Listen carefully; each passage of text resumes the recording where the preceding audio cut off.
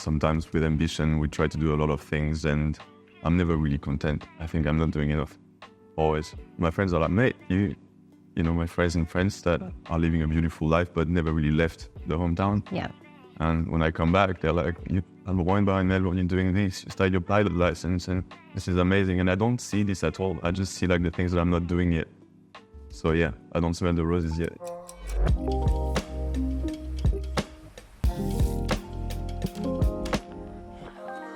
Welcome to the Bountifull Podcast, where we delve into what it means to live a bountiful life. Today, we have the pleasure of welcoming Vianney Establet. Is that how I say it? Establet. Owner of V Wine Salon, a wine bar located in central Melbourne, Australia. Join us for a delightful conversation.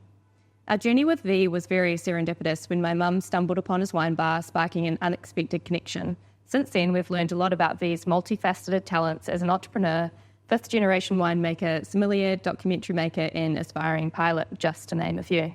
Today, we're going to explore wine, entrepreneurship, and creating inviting spaces. We'll uncover the essence of Vianney's family heritage in winemaking and the restless energy of entrepreneurship. We'll explore the nuances of passion, joy, and drive, and ponder why some places exude captivating atmospheres and while others fall short.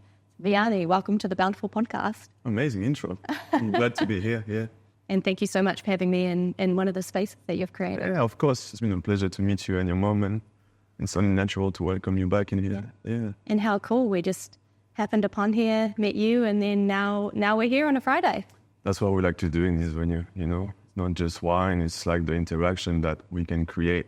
The human interaction is the most important thing to us. Yeah. It's not just me, it's my staff as well. I think we are losing this a little bit in the world, so I'm pretty happy that we connected and it's very organic, and 2 days after we're here. Yeah. Yeah. Do you think that we're all so busy and caught up in our lives that we almost like don't stop to smell the roses? I think sometimes with ambition, we try to do a lot of things and I'm never really content. I think I'm not doing enough, always. My friends are like, mate, you know, my friends and friends that are living a beautiful life but never really left the hometown. Yeah. And when I come back, they're like, you have a wine bar in Melbourne, you're doing this, you started your pilot license, and this is amazing. And I don't see this at all. I just see like the things that I'm not doing yet. So yeah, I don't smell the roses yet. Maybe there's a lesson. Maybe that's why you met me. Yeah, that's right. So first of all, tell me about your background. You're French. You're from Saint-Emilion. I think I got that pronunciation right. Yeah, you did well. I'm actually from next to Saint-Emilion, even a smaller town. I grew up in a village of maybe 150 people, 2,000 cows, you know. Yeah. I'm from the countryside. Nice. Yeah. And so it's in Bordeaux, one of the most famous wine regions in the world. Yeah, that's correct, yeah. Yeah. And so just tell me about your background. Yeah, absolutely. So I was born and raised next to Bordeaux in France. My parents are both winemakers, which is very important to notify, not just my dad, but my mom as well. They were just the two of them, so independent winemakers. They did absolutely everything themselves, from creating the brand, going in the vines, making the wine, selling the wine.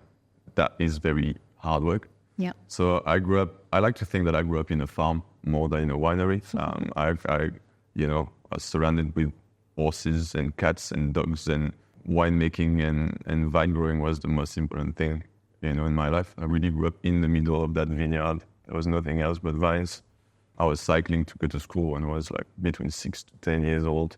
I had a really nice childhood. I think that's why I'm so in sync with wine, and it's more important than just wine. Once again, it's just the people behind it that make it, or the people that drink it.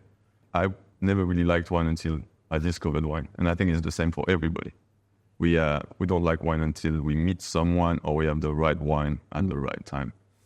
And it's ironic because I grew up in the most famous region for wine. It is ironic. Parents are winemaker. Yeah.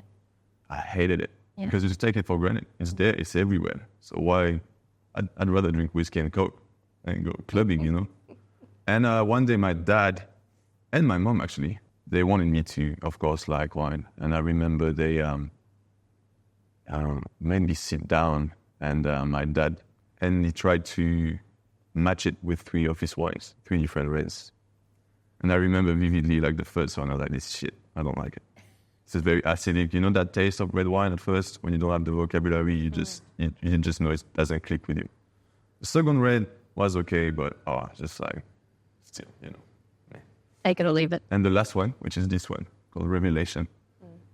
It's a wine that he only made on the best vintages, and it's trying to imitate that beautiful like Pomerol style, using oak barrels. It's a very opulent, very generous style of wine. Often that's what you want to have in a nice steak. And that was a revelation. I was like, this is the best thing I've ever tasted, to be honest, you know. And then what clicked as well is how well it paired with the food. And it almost like those two elements created a whole new element, all new flavor. So that's when I fell in love with wine, and I must have been around 19 years old. You're a late bloomer for a winemaking family. Very. Yeah. Very. We have a tendency to think that in France everybody drinks wine and know about wine. That's nonsense. It's, once again, because it's so embedded. It happens at a certain time in our lives. Wine, it's an acquired taste. It takes time to understand.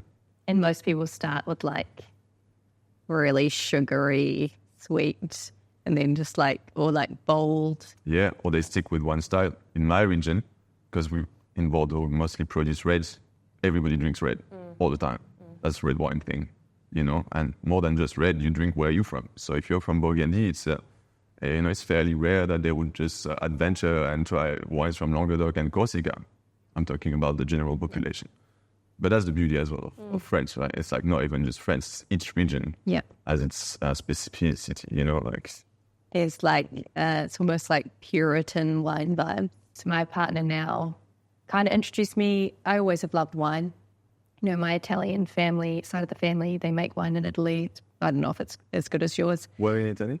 In like south of Milan, in a tiny little town. I don't remember what it's called, but we visited there. I remember getting we didn't have a Magnum, we'd have Flagon, which was like, you know, this massive thing. And I think it was one of the, they gave us table wine or something when I was 9. And I was like, can I have some? And they were like, sure, it's only 2%, like drink it all you want. So in New Zealand, the point, my partner really started introducing me to different types of wine. And so I used to live on Waiheke Island, that you're familiar with. And they had just a brilliant wine shop where they actually ordered in not just stuff from Waiheke, but a lot of different like French and Italian and even like some Portuguese, just from all over the world.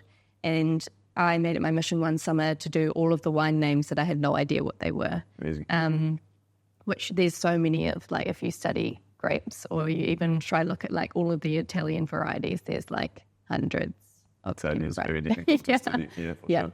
And so I started getting really fascinated by wine and how it does pair. And so now every time I go to a new city around the world, even when you can't read the wine list, which is common, obviously, just sit down, find a wine bar and just, you know, have some cheese and order it. That's amazing. That's I think that's the way to adopt wine.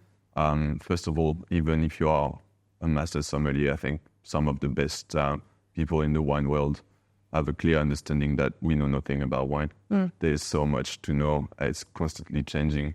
So just enjoy the ride. Be curious. That's the main thing. That would be a shame to, you know, once again, if I would be only drinking Bordeaux all the time. I like to compare it with, I like chicken, but if you eat chicken every day, what's the point?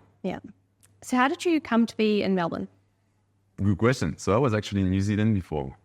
When I fell in love with wine, once again, I just didn't fall in love just with wine. I fell in love with the culture, the history, the geography, the biology. There's all these things that are embedded in winemaking.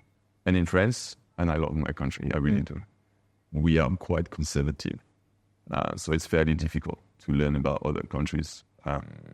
You know, you can learn from the books, but it's never as interesting as traveling and getting, you know, to meet people and talk about winemaking.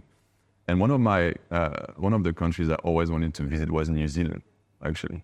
And after my season working in a two-Michelin-starred restaurant in Corsica, I was hesitating between Argentina and New Zealand, both for wine, of course. But my level of Spanish was inexistent at the time, so that was a really obvious decision, and I moved to New Zealand. My best friend was there at the time, so that was so sweet. And I arrived in Auckland, spent some time on Waiheke, beautiful island, tried a bunch of wines, which was lovely because also they make some style of Bordeaux wines there. I didn't fall in love with Auckland, so I just took the night bus, like after a week or 2 weeks, and I went to Wellington. And I worked for 5-6 months there in a restaurant, and mostly during my days off, I was going around enjoying the scenery and And and the the wind. wines and the wind The wind and the wine. and the wind. I love New Zealand. Actually, I love the people there. I love the wines, and I loved learning about it. Because once again, I read books about New Zealand, but that was not enough. So then I spent some time in Wanaka, working in a beautiful restaurant with friends of mine. It's called Bistro Gentil. Actually, it's good to give him a shout out because I like the way he ran his restaurant. It's full passion, but also promoting wines from the region really well. Central Otago is an incredible region for wine. Yeah. I got lucky to meet some guys that were involved in winemaking, of course, and especially the guys from Felton Road. Incredible wines, but just also very accessible people, passionate, and influenced by the history of France and Burgundy, and he planted the vines, I think, in the 70s around there in Central Otago. So yeah, I loved it. And I was in New Zealand, so that's it. I spent a bit more than a year in New Zealand.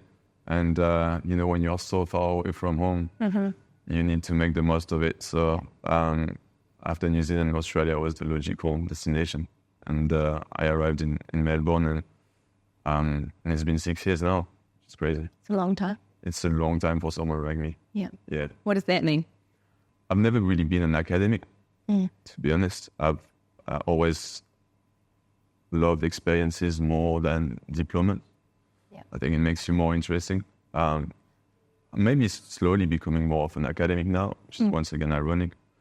I just need to go somewhere, do something different, to meet a different culture, to try different wines. I feel like that adds up, and that changes your personality and your view of the world. So for me, to be honest, before I opened my own venue, I never stayed longer than 1 year in one place, especially for work. Yeah. Because I feel I always give my best in anything I do, but sometimes it's for a short time. And when I realize that I've done my best, and now what's going to happen from this is I'm not going to get any better. So the quality of my work is going to decrease. So what's the point of staying? So I'm always looking for something else to be fully immersed and trying to be the best at what I do. Do you think your passion is tied to your ability to learn? That's a great question. Absolutely. I love learning, and I love discovering new things. And sometimes you will learn something and it's so valuable for this aspect, but it kind of doesn't make sense with things that you're doing right now. And in 2-3 years, maybe that thing that you've been learning is going to be like the missing piece of the puzzle. And now it's like, yeah, I did that for a reason, actually, you know. If you loved New Zealand, why couldn't this be there? I was 26 or 27 at the time, living in Wanaka. So, Wanaka, I always say that if you are settled, like if you have a partner and you have a great job and you're 35, 36 years old, it would be a very hard town to live there. Village.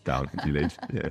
Because it's incredible and the quality of life is second to none. But I was 26, 27. I had done nothing yet. I've just been learning, adding more data up here. That was not enough. I lived in London for a while. I had the best time. That's why I learned English once again. That's when I started working in the wine, and I got my first diploma there, etc., etc. So that New Zealand experience to me was just kind of a trampoline of like, now I've got this, I can go to a big city and apply what I've been learning in New Zealand to another place. Yeah, that was just a little bit too small to me. Yeah. Paris is actually my favorite place in the world. I love London, but Paris is mine. Okay, cool. I feel like I've seen a different side of Paris that a lot of people that just visit don't. Like when I visit places, I try like really sink into the culture rather than just being a tourist. Like there's time to be a tourist, but I think how I fell in love with it, very long-winded story, but it will make sense to you being French, I think. So I had a breakup when I was like 25 or something. Yeah. And I was like sad and kind of like, whatever. I was like, where can I go in the middle of winter? It's like, I'm going to go to Paris. And everyone's like, what? Middle of winter, no one's there. It's dark, freezing. Didn't speak French. And I just went, and it was like the best time. I like kind of just like wandered around, sat at all the usual haunts, would drink my mulled wine, have omelets or steak, do the usual thing. I did do tourist stuff, but I kind of just like mulled around, no pun intended. The thing that I learned, which you might tell me is not a thing, I dressed the part. So I looked like I was from Paris. And so everyone would talk to me in French and I would be like, I don't know what you're saying. They're like, but you look like you're from here. I was like, yeah, no, I'm from New Zealand. I have no idea what you're saying. And so through that experience, even though it's super weird, I just kind of fell in love with like all these different neighborhoods, and I didn't get what a lot of people get when they go to Paris. Amazing. I'm glad to hear. First, you look very French, actually. Yeah, when you said it out loud, yeah, hell yeah. Let's speak French. I'm glad you had a great time in Paris. I think there is... I find sometimes it's overhyped and underhyped. I don't know how I feel about Paris. Every time I go there, it's such a big city and I know so very little about it. But I'm always in a way amazed, positively and negatively. Yeah. But it's hard to deny the culture that comes from it. Yeah. And the simplicity of just sitting on the terrace at 12 and you see people smoking and having coffee and having food. And this is beautiful. That's really what I prefer with Paris, is how the culture is vibrant everywhere you go. It's so intense and profound that it's just a feeling. You need to go there to understand it. And it's interesting to see in Melbourne and some of the big cities, everywhere they want to try to call like somewhere in town the Paris end. Yeah. Can you tell me a bit more about some of the places that you've worked around the world and what you learned from there? I know you covered it a little bit, but what did you learn from them? And like, why Corsica is super random, like, well, maybe it's random to me coming from New Zealand, but why there and London, and how did you kind of choose your places and what did you learn from some of them? Yeah, so I think the first place to mention is London. I think that was the first moment I realized I was maybe an entrepreneur. I left the comfort of my hometown and my family at 20 or 21. I moved to London, which I'm sure for you guys in New Zealand and Australia doesn't seem like that far away, but it's such a shock of culture. Yep. I didn't speak English at the time at all. Like I thought I was okay because we did 6 or 8 years in France of English, but you know, if we have a shit reputation for our English in France, it's for a good reason. My English was terrible. Yep. I moved to London, I couldn't speak the language at all. It was insane, but I loved every minute of it. You know, like you go to bed and you learned 50 words, and the day after, like you learned another 50. And 2 weeks after, you already have a bank account. And 3 weeks after, you already have a job. First job I found was in top of the Gherkin Tower. But because I couldn't speak English, I needed to, do the most mundane job, which is completely normal. You need to climb the ladder. You need to start at the bottom to be good when you're at the top. Yep. And to be good at everything. So I was polishing cutlery and cleaning glasses for like 12 hours in a row. It is a skill, though. It is a skill. It is a skill. But I was losing my mind after 2-3 weeks, and I saw that guy arriving in the kitchen like a few times with like a really nice suit, nice golden grape here, and he was the sommelier there in the gastronomic restaurant. Basically, the guy was just going around, not even taking care of plates, nothing. He was just like taking care of wines, going around telling stories. I was like, that's dope. Like I want to do this. I want to do that. That was fun. So when I arrived in London, it's almost like I had a vision. So I stopped hanging out with French people to learn English really fast. And after a month and a half, I found an opportunity to be his commis sommelier, which is kind of the beach of the sommelier, Like you have to do all the. I was still polishing glasses and like bringing the bowls and stuff, but he was, a step closer to being maybe, like a junior sommelier. And I got pretty lucky that I felt it was the right move, and I was working under like another guy, and every day he was asking me questions to see if I had it or not. And I loved it. It didn't really work out well with these guys, but I found like another amazing job in London, and I think it's the first one that needs to be highlighted in my career. It's called the Garrick Club, and it's one of the most private club in the world. There's a lot of Nobel Prizes there, like old English elite, I guess. The aristocratic society. Yeah, in Leicester Square. And me with being very fiery and just going out a lot in London. And I got that job as a young sommelier there. And he was also run by some master of wines, and there's so much culture and history there. But it's the first time I started understanding the value of conversation for real. Like, okay, my English is getting better, and there is Zemir Zeki, like a professor in neuroscience that is sitting here, and he's curious about my journey. I'm going to talk to him. It's Mark Knopfler, the guitarist of Dire Straits, that is there. Like, all these guys were there, and I realized how lucky I was. But at the same time, it was my decision to move to London. I went there with 200 euros in my bank account. There's nothing. No. Crazy, right? And everything worked out for the best. The Gary Club was an amazing experience. It felt, once again, the right decision at the time, but I could have stayed there 15 years. A friend of mine is there now. He's the guy that I was teaching him a little bit about wine after my first WICT2, I think at the time it was, when I was 22, 23, and he was doing his wine. So it was just the beginning for him. And now I think he's got his diploma and he's the head som there. Okay. And it's so nice to see. But for me, after 6 months or a year there, I was bored already. Yeah, that's what I mentioned earlier. That's it. I'm here and it's really comfortable.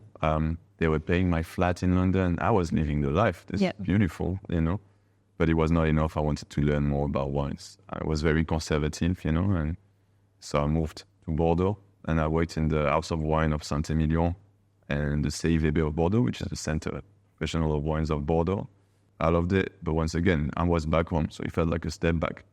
So then that's when I was, all right, I need to go to the highest level. I was looking for 3 or 2 Michelin-starred restaurants. Yeah. But because I like traveling, I'm like, if I do so, I need to go in a cool place. Yeah. So Corsica is called the French Jewel. It's a beautiful small island between France and Italy.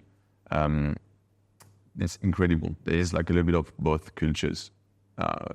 Incredible, like coast, Mediterranean Sea, mountains, amazing wines, amazing food, lovely people. So I got the job there in a 2 Michelin-star in Porto Vecchio. I arrived, the head som wasn't there, so I was by myself taking care of the list and the service. And once again, it was a massive challenge, but I felt so good in the fire. Yep. Just, you feel useful every day. Yeah. It was ran really well. Shout out to the director at the time. His name was Andrew. That was tough operation. Only open 6 months a year, but it's very touristy and a lot of expectations for customers that come in. It was the only 2 Michelin-star restaurant in Corsica. Yeah. And Fabio Bragagnolo, the name of the chef. Michelin carries its own pressure, right? Ooh, yeah. Yeah. Oh, yeah. And especially they wanted to be 3. So we were working. I think that's what you should do anyway when you're at 2 Michelin-star restaurant or anywhere, anything in life, is try to get to the best, Yeah. And if you're a Michelin-star or 2 Michelin-star, that means that you love fine dining. And so, that was a certain level of pressure. But once again, it's important to know how to deal with pressure. I went to Michelin places in Budapest, and I think I went to this place by myself. Sat at the bar, and the head som there was putting his wine list together, and I was sitting behind the wine rack by myself, eating this multi-course meal. Surprisingly, I think the whole thing with wine pairing cost me $250 New Zealand, which is insane to me. And the food was some of the best food I've had in my life. And then he was like, "Oh, where are you from?" So I'm from New Zealand. And he was like, "Oh, tell me about wine." Obviously, Central Otago Pinot Noir. And I was like, "I noticed you have a Pinot on your wine list all the way in Budapest." Awesome. And so we had a bit of a chat, and he put another New Zealand wine on his list because of the chat that we had, which is so cool. Amazing. Yeah. You gave him the wine that you... I didn't give him the wine, but I think, time and place is everything. Yeah, absolutely. He was inspired with the conversation and he wanted to add some New Zealand wines. That's amazing. I love it. It's one of the coolest places. So do you think you were always destined to be an entrepreneur, or was it a happy accident for you? As I mentioned earlier, I was not really an academic. I was always on the go. I always wanted to do things. I love sports. I love music. I love art. But I love people. I love learning from people. And I think I became a leader organically by just doing things and experiencing things.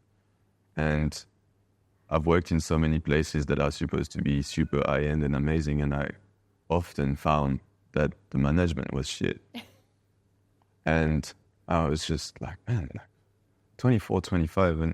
And often it came from they were just bad humans trying to take shortcuts to make a little bit more money, but having no understanding of the long-term vision. And these places, some of them now are closed. And I just realized that from a young age. And after my last experience in Melbourne, and I was working in a beautiful restaurant with, some of the best sommelier in the country or in the world. And I had a great time there, but I happened to be quite sick. I had polyps in my stomach. And I was here, man, do I need to come back home? What do I need to do? And also, do I love what I do here? And I realized that, it was very repetitive, and I had no creative control. It's just now I got very lucky that I was born in a wine region by, parents that made wine. So I felt like I have a story to tell, but I wanted to create. That was my thing. So when I left this job, I took some time to reflect, and I got extremely, extremely lucky, because that goes full circle. When I was in Bordeaux working, I met a gentleman called Shunglio, and he's my business partner here. And I was coming back from London, and I was in Bordeaux for 4 or 5 months, trying to gain decent experience for my resume. And I was the only one that could speak English in Bordeaux. So every time I could see someone that was from New Zealand or Australia or England, I was like, yeah, let's go, let's speak English, And this guy arrived, and incredible curiosity, like an entrepreneur and like crazy vision of the world, and an artist. And we chatted for a while. I took a lot of time. To be honest, I spent 2 hours with the guy. I did nothing else. Yeah. Just showing him the wines, explaining the region and the beauty of wine. And he didn't really like wine that much at the time, but he was in Bordeaux. And of course, when you're in Bordeaux, I admire the fact that he, because of his curiosity, he decided, well, if there is a place that I need to learn wine, it's here. Yeah. And maybe I'm going to fall in love with it. And he did, because of the experience I gave him, I guess. I remember vividly before he left, he said, if one day you come to Melbourne, we should sit down and we should do something together. And that happened before in my life with people that offered me a huge quantity of money to open some projects with them. But I had no creative control. I would have been just a number. But with him, it was not like about money. It was just, we're going to do something together. You're going, to do this, and you can be yourself. And I saw that I could learn a lot from him. And before he left on the Golden Book, he drew something. He drew me and the bar, and it was beautiful, like next level drawing. Yeah. And that's what I admired as well. It's like from the beginning to the end of our meeting, the guy did everything perfectly. After New Zealand, when I arrived in Melbourne, I ended up in an Airbnb in Kensington, and I sent him a message, and I said, man, I'm actually in Melbourne. Yeah. He asked me where I was, and I said Kensington, and he happened to live around the corner, walking distance. So I took it like a sign, and that's it. Yeah. I was about to ask about that, actually. Like, obviously, Mum and I talked a little bit about intuition or the universe sending us a lesson. She walked past this place and was like, oh, I wonder if that's a wine shop or a wine bar. Maybe I'll come back later. So then it was her birthday. She brought me back here. We came in, and obviously now we're here, and I'm sure like a connection that will last for a really long time. But like, what's your view on like listening to the universe? I have to start believing in it with the things that have been happening in my life. I was quite reticent with this, I used to be quite black and white, but there are a lot of layers that I don't understand, and it's great to start believing in those things. It's just also making the most of those opportunities, There's one thing is sure, if I would have said no to you, nothing would have happened. Yeah. Then you say yes and you see where it goes, We're only like removing one piece and then we're opening a lot of doors. I truly believe in this now. Absolutely. This is because of believing in it that I am here now with you. Yeah. I have a wine bar in Melbourne. I've been living like the life that I have. But also, it's just the beginning. Now there are other things that are moving, and I'm so excited. It's difficult when you're young to, do your own thing. Yeah. Open your own business. It's been nothing but challenges.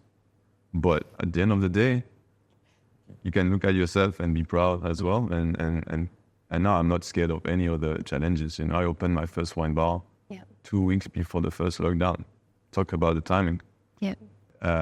We managed. I became closer with with my business partner, that was actually the time that we were actually arguing a lot, because I was having a tough time, he was having a tough time, but we couldn't discuss because of the frustration, you know.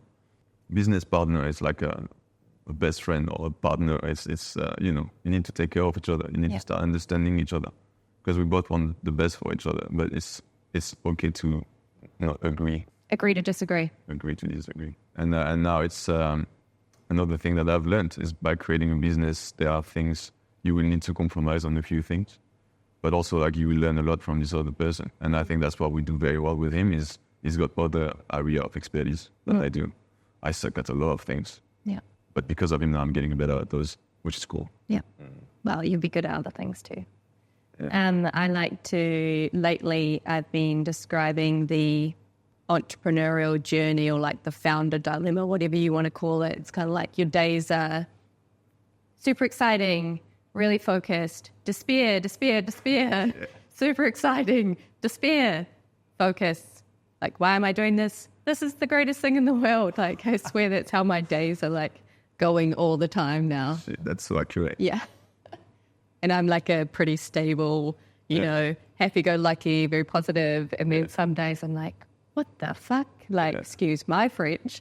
Then you walk through life, and I think even just being in Melbourne, being like having a change of scene, very important. It can be like a rebirth, or the importance of like just getting outside of your sphere sometimes can really like give you the energy that you need to plug back in and be like, oh, there is a point. When often it doesn't feel like there is.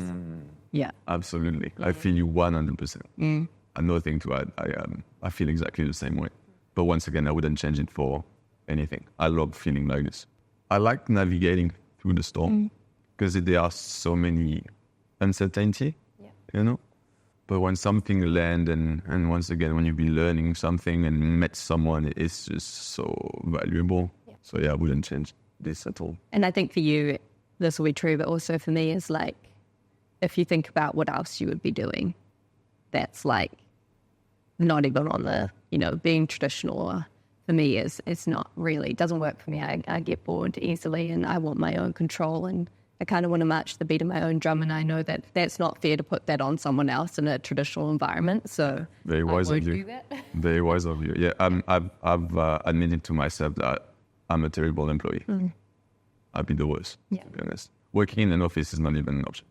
Hell no, I can't. I just can't. I know I can't. It's okay now. You know. So tell me about V Wine Salon. I know we've talked a little bit about it, but like, why this building? Why here? Why the name? And why did you want to open a wine bar? V Wine Salon, the name, because V is how Australians people call me, because they can't pronounce my name properly. And so they do like to, you know, Chardonnay, Chardy, and all this stuff. Yep. So with me, it's V. V is also life in French. Vin is wine, and we were on Victoria Street. So V, wine, obvious reasons. And salon is, I think, the most important component of our name. Because a salon in French is a lounge or a living room, but actually back in the days, a salon in the 18th century was a place where philosophers, thinkers, anyone really sat down and talked. And so that nobody knows actually that. People think it's just a living room in French, but I love the idea of sitting and having wine being the catalyst for conversation. It's like the epitome of French to me. There you go. So then also because I realized that working in Michelin-starred restaurants and fine dining restaurants, you have very little room for a conversation with your guests. It's well-timed and it's high-paced and it's all good. But if I can't really bond with the customers, or if I can't really learn anything else, I don't see the point. So we are, I think, exactly what a wine bar should be. It sounds a bit arrogant, but I say that just because I've seen a lot of places being restaurants and calling themselves wine bar for the hype of it. But they are restaurants selling wine, so they're just a restaurant. Here we don't have a chef. We have a lot of cheeses to match with the wine, but we have a lot of time for people that come in.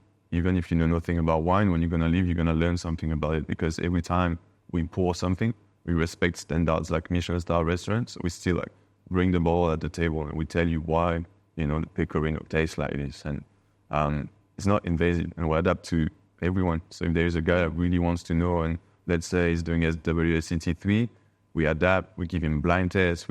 I think that's the thing that we do best. Just whatever goes, depending on who walks in the door. Whatever goes. Yeah. Yeah. And once again, it's not just me. It's the team, like all the guys that work with me. I have the chance that I didn't hire these guys. They found me and they were like, I want to work with you. Yeah. And that is exactly the way I want to deal with my life and the future businesses I will open is I want people to like what I do and just contact me and I like them. And now we work together and we have the same mindset, the same vision.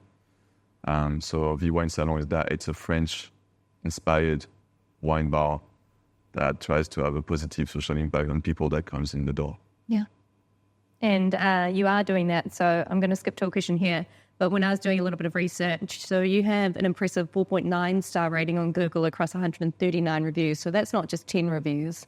How do you keep the standards so high, but like the vibe so kind of like low key, but also sophisticated? Super grateful for the reviews. Same with Open Table. I think once again, it's the quality of my staff, the passion that we have that transpire. We're not pretending anything. The chance that we have to be in a beautiful venue like this. And also, we're just being ourselves. I think the reviews reflect who we are.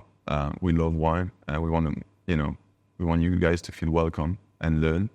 And we try to have like the right prices. We sell wine takeaway. So our margin is very decent compared to some restaurants that have a tendency to overcharge you without necessarily having the wine expertise. Yeah. So I think, in Melbourne, people understand the hospitality scene. They understand the prices. And I think sometimes they're quite frustrated paying too much for not enough. Yeah. And I think with us, the idea is to do the opposite.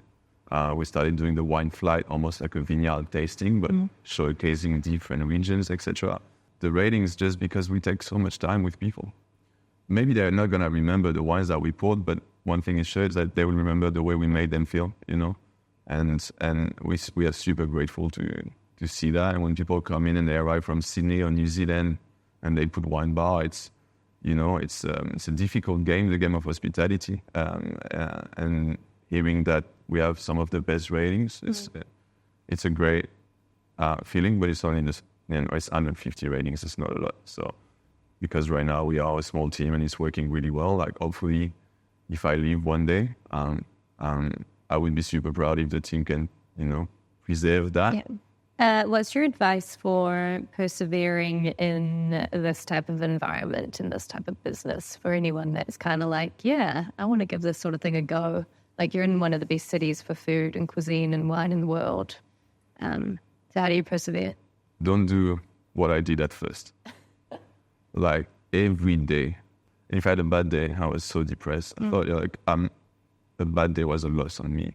And I didn't feel like talking with my partner or talking to my best friend or having a glass of wine. Just every day I took it so personally and I was so stressed about the daily basis operation and I forgot that there was a bigger picture. First, you need to be working with people that you like and respect. You need to trust the process. You need to have a clear plan. It's not just you open something and you freestyle. I want to say that as well for people that think opening a place is easy. If you don't have a real experience in hospitality beforehand, you are going in one of the most competitive industry in the world, especially in Melbourne. The key is to have a business partner like I have, now to have a general manager like I have, extremely talented, who loved the place so much that she decided to, get shares and be a partner of the business. This is the most amazing reward that I can have, is having like an amazing person that wants to be a part of it. So a great team and, not focusing too much on the first year and a half. You will not break even the first 2 years, to be honest, even if you have a great concept. You're going to struggle. Be ready. One day, something happen and that will lead to something else and, the flowers will flourish, you'll be all right. But, you need a proper stomach to take those shots to the liver for the first 2 years. Yeah. I think that's really powerful advice. Thank you. So can you share some more experiences from your family's winemaking legacy that has profoundly shaped your approach to entrepreneurship and life in general? First, I'm really, really close with my family now. It's because I lived so far away for so long. I've been interested lately into like the history of my family. So when I came back home, I went and I was trying to find the traces of my ancestors and where they started making wine 5 generations ago. So now, because my parents sold the vineyards 2 years ago, it was kind of the moment, during COVID that I was really thinking, am I making the right choices in my life? What the heck am I doing? I'm losing all my money, all my motivation, maybe even my passion for wine. And then when my parents sold the vineyards, I realized that it's 200 years of winemaking that is out of the window, but in a way I'm still carrying the torch, of what my family did. It's evident and it feels right what I'm doing. It's not even just for me anymore. It's, I think, especially in this day and age when people are losing a little bit the touch of the products and taking time to talk to people, what I do is all that. Yeah. It's only that. And I'm so grateful I do it. And without my parents, without being born there, without the simplicity of, when I go back home, these guys, they don't do much. They just love sitting and talking, and you are at lunch having wine. And my mom is asking you what you're going to have for dinner. What do you want me to cook? I'm just like, this is beautiful. I wouldn't like living there all the time because it's too much. I feel like the world or a lot of cultures could learn a lot from French people in that kind of way, and probably Italians. And I just love the Med for that. It's like family, food, wine. Like I miss that sometimes in New Zealand. Is like, to me, food and wine is a gift, and it's a gift that is shared.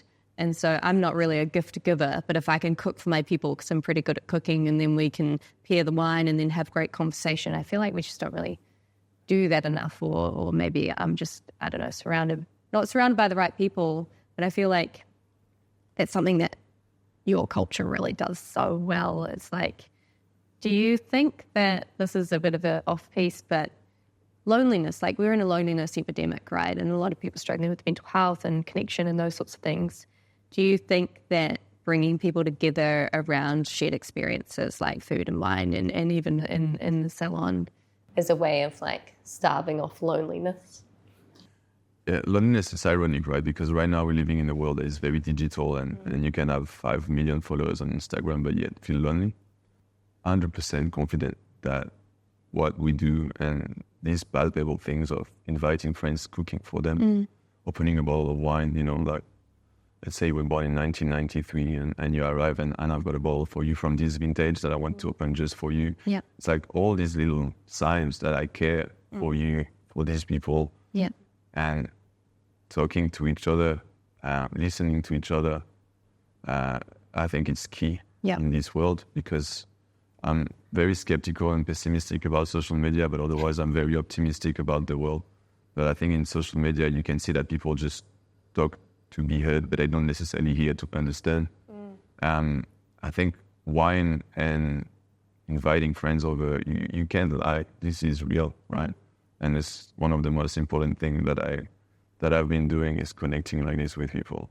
It's crucial. Yeah. I'm so glad I have it, to be honest, and I will always have it. It's a tool, right? And you're right about the culture in France. I think this is the most important thing we have. It's embedded in our culture. Even from a young age, we go to school and we sit for an hour and a half at school and for lunch, and they give us really good food. We talk a lot at school, during the break, and same when you go to high school, all the time. And once again, because it's in our culture, when you're 16, there will be your father or your mother or your uncle or your older brother that would bring a bottle of wine, and you will have that on Sunday lunch. I don't know one family in France that doesn't invite each other for Sunday lunch. Yeah. We do this and we talk from like 12 to 8 p.m. Yeah. Tell me about your restless entrepreneurial energy. It's what makes me wake up in the morning. Just that excitation, that motivation of creating, of doing something that I can learn more, I can connect with more people.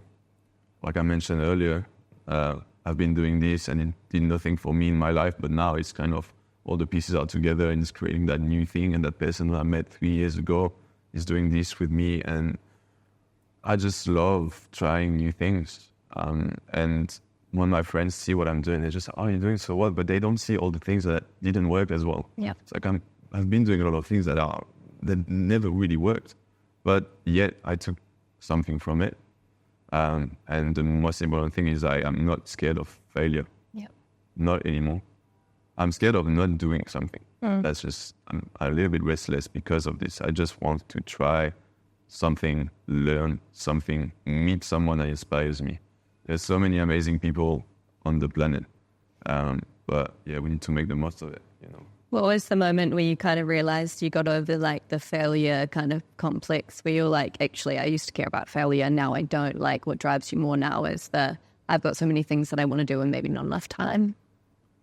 Yeah, I think actually I cared so much about failure like everyone when I was younger, of the social pressure. I failed my science degree because at the time the only thing I wanted to do is hang out with the boys and see girls and, you know, and I cared so much about, you know, everything. And it kind of froze me for a while, like failing that degree and seeing what people think of me, and that it was so important to me what other people thought of me. I didn't even know who I was at the time, you know. Now I feel like I've got all the tools where I'm confident as a person because of the things I do on the side. I'm trying to be a good person. I try to keep learning on a daily basis. So yeah, now it's about me and the people that are in my journey, and I have a very tight circle. I don't have a big circle anymore. I used to have a massive circle, so many mates, so many friends, so many things to do. I live a pretty boring life, to be honest, right now. I love what I do, and I love training. I train martial art a lot, which I think is an amazing balance for what I do, because I obviously love wine and talking and eating. So yeah, and I think I have a bit of an addictive personality in things that I do. So being able to have martial art in my life brings like an amazing discipline. Yeah. So we share a few hobbies, but I like that on the entrepreneurial side is deeply creative, and then we're both learning how to fly.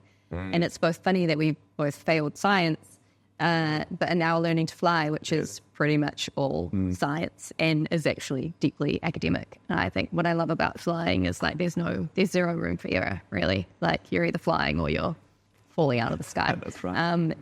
And there's no in between. Incredible. When I met you and I was talking with your mom, and I could feel your vibe and your entrepreneurship mindset and all the things that you're doing. And I even said, geez, like, you're doing so much. And it's amazing. And then when you said that you were actually learning how to fly, I couldn't believe it. I just started last year, only had two lessons, but I want to do my theory as soon as possible. And that's a dream of mine, right? It's exactly what we said before, is do something, even though right now it doesn't have any value and it seems like a waste of money. What if in 5 years' time I can bring my best friend around France to try some of the most amazing wines because I'm flying there and we are documenting this? It's a short life that we live. Yeah. And we have to fill it with joy and the things that bring us joy. I actually think my life is pretty boring too, but I've grown to learn that there's beauty in the mundane rather than being like restless or hating it. Like I love boring now. And it's, I actually struggled with this a lot over the last few years because of the people that I know and like what I was doing. I went from, you know, startups and technology companies into like gardening and living on the land and hiking and cooking a lot. And people are like, what are you doing now? I'm like, gardening? Amazing. And I was like, it's actually super boring to a lot of people. But then if you ask me like how to grow the perfect pumpkin, I could tell you. But so I guess what I'm trying to say is like you kind of have to dig into, the right people won't find it boring, and you kind of have to dig into people's interests a little bit because there's a lot of passion there sometimes. But often we miss it because we're not maybe paying attention. I think it can be absolutely everything if you talk about it with passion. I mean, like you know, before you, I don't give a fuck about pumpkin. Now I'm like, I can feel like, okay, I want to know how to grow a pumpkin because it's genuine. And you, once again, that's a risk that you took. You left your job. You know, I've never really been worried about I want to be secure in like an emotional sense, in a financial sense, but I've never really worried about being secure in terms of a job sense, I don't think, because I know that might be a bit like privileged or naive thing to say, but for me, I always know that I'll be okay and I'll figure it out. And I think that's been a really important lesson to How come you think you reached that stage?